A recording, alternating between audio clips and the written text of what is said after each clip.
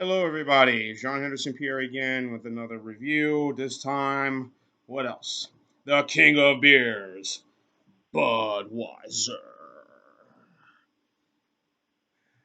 Came on the scene in 1876, as they say, or it might be earlier than that. The King of Beers, of course, the beer known all over the world. 5% ABV, an American micro lager, Beechwood aged. Everyone knows this beer and what it stands for. My frosty mug does not get no love from the from Beer Advocate. I think it's the score. I think I saw was 56. Awful. The brothers didn't score it, and Ray Beer. Who gives a shit what Ray Beer has to say? Ignore them. Anyhow, first time I had Budweiser, I was 16. Started drinking when I was 16. First time I had it, it was a small little can, the old school can of Budweiser. Um, we all remember, we all know the commercials. Grew up seeing them on TV. The Clydesdales, particularly around Christmas time. You hear the voice of Ed McMahon. Of course, that Ed McMahon, the sidekick of Johnny Carson, um, promoting Budweiser, sold all over the world. A traditional macro lager. As you can see, the color here. I got my little mug right over here.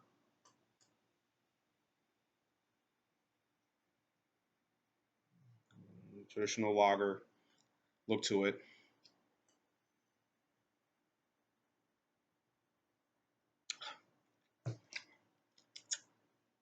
Standard micro lager. One of the founding fathers of this process.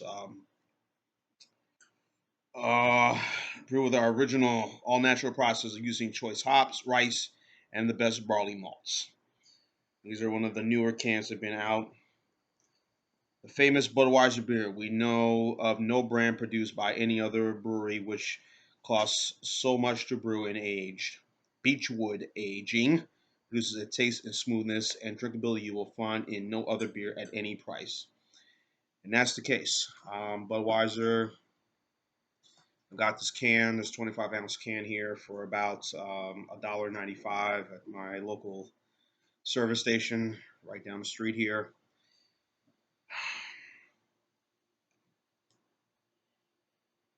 Smell a lot of the rice, a lot of the malts. Smell a lot of that. 5% is pretty decent.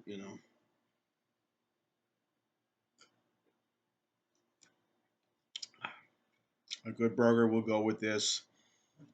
Um, Pizza. Budweiser, a lot of people diss it. They've recently, this past February, as probably some of you watched the Super Bowl between Seattle and New England, Super Bowl 49. I'm still angry about that Super Bowl, um, giving it to Marshawn Lynch. But in any event, of course, Budweiser put out a commercial. They were kind of a sort of a shot above the barrel, if you will, towards the craft beer guys. That we're not going to be doing this. We are who we are. We're Budweiser. Um, we are a macro lager. We're not trying to pretend to be something we're not. We we are we are who we are. We're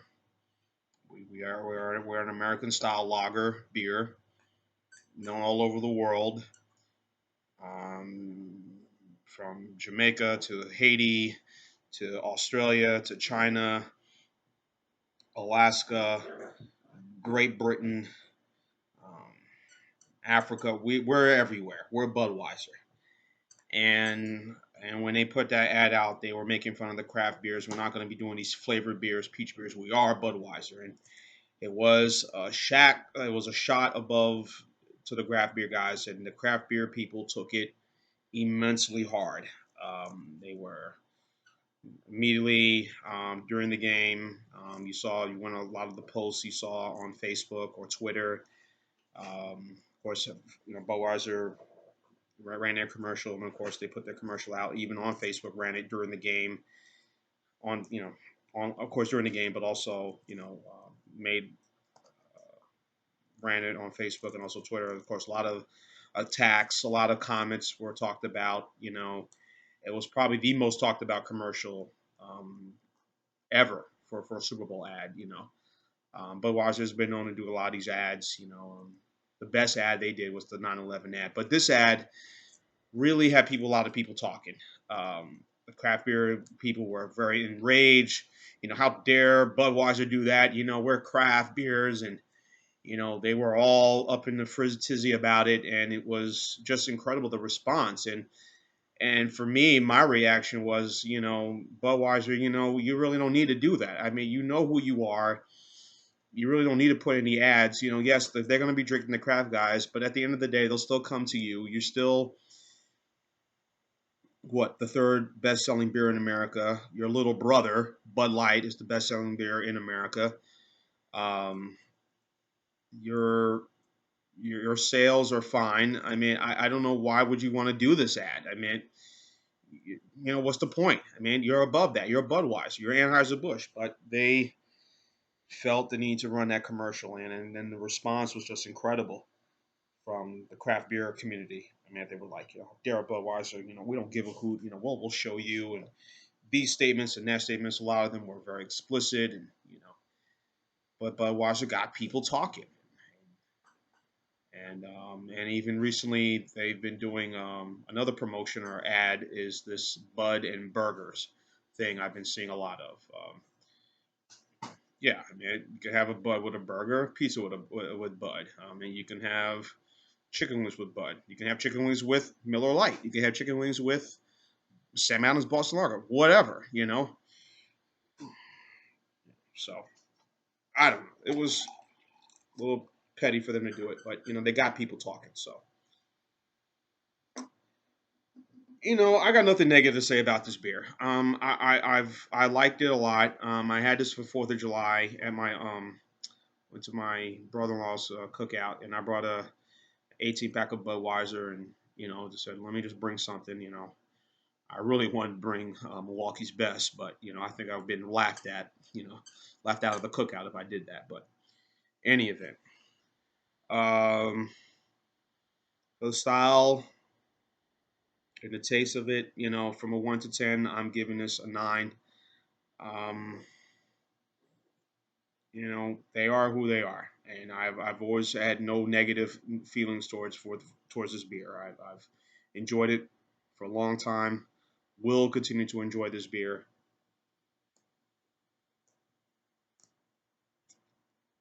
You know, Ice cold, perfect, still warm here and down here in this part of the country. And of course, you probably heard, and you're probably going to hear about this in the next couple of days and weeks or months. Um, Company Anheuser-Busch InBev is looking to purchase a stake in SAB Miller, the largest brewery, of course, Anheuser-Busch InBev, purchasing the second largest brewery in the world in SAB Miller, the makers behind Miller Lite, Miller Genuine Draft, High Life, whatever.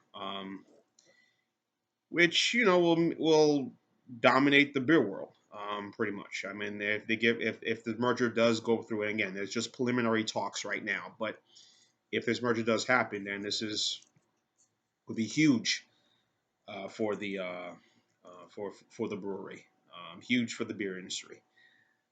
Some people say again, here's corporate America once again, trying to squish the little guy, and you're gonna hear if it goes through, you'll hear that. You'll hear the comments from the craft beer guys. Hey, we don't care.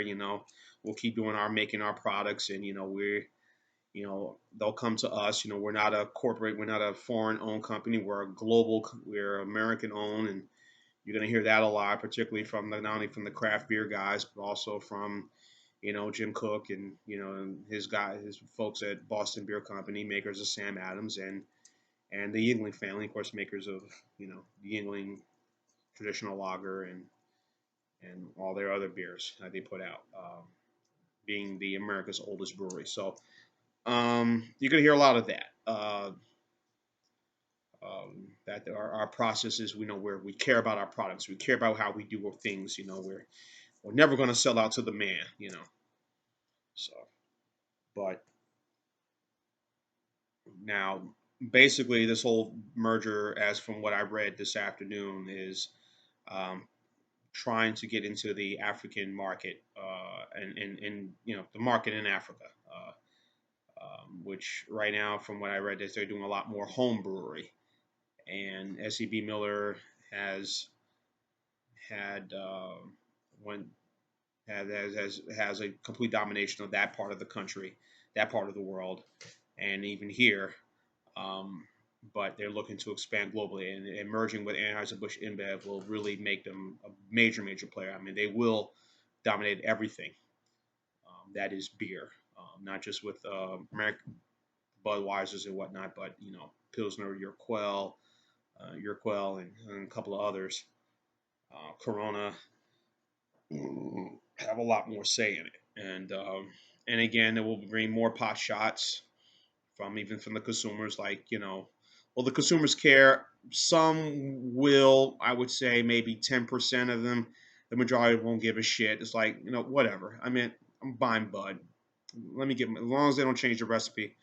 I'm buying my Budweiser. Yes, I'm gonna go ahead and buy Natural Light. Yes, I'm gonna go ahead and buy Miller Genuine Draft. I'm gonna buy Miller Lite. High Life. Blah blah blah.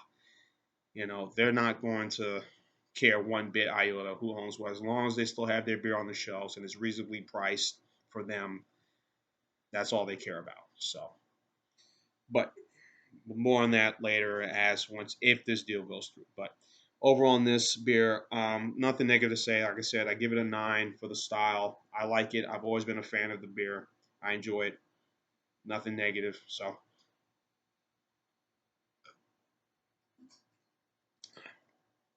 goes down smooth, perfect. Again, the fruit pairings I mentioned earlier goes great with this beer. Anyhow, leave your comments down on the bottom. Tell me what you think. I'm Sean Henderson Pierre, the TV and Beer Ramble, telling you to keep watching and cheers.